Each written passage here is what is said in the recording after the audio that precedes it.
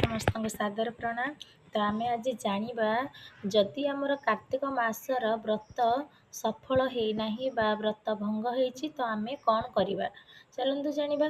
तो जदि आमर कार्तिक मासर व्रत भंग होती तो आम यही पंचुक 5 दिन ठीक भाव से व्रतटा को करवा एवं भीष्म पितामह भीष्म को आम अर्घ्य जल अर्पण करवा ता सहित अधिक रु अधिक श्रीकृष्णकर नाम जप करवा बा महामंत्र जप करवा जहाँफल कि आमर कौन होता है ना भगवान श्रीकृष्ण अत्यधिक खुशी होती एवं आमर भौतिक इच्छा पूरण होता है ता सहित भक्ति मध्य आमर प्राप्त होता है। कृष्णकर भक्ति आमको अधिक रु अधिक प्राप्त होता है एवं आम जब कार्तिक मासरे जो जेकोसी कर्म करुचे बा जेकोसी व्रत करुचे बा ठाकुरंकर जदि गोटाए थर आम नाम जप करुचे महामंत्र गोटाए थर जप करुचे ता 1000 गुण होता है।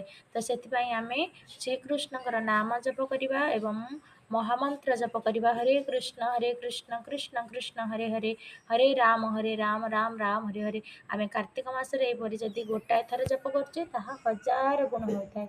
तो आम आसतु समस्ते कार्तिक मासरे कार्तिक मासर शेष 5 दिन पंचुक 5 दिन आम श्रीकृष्णकर नाम अत्यधिक जप करवा अनेक बार जप करवा जेकोसी कर्म करुवा समय कृष्णकर नाम जप करवा।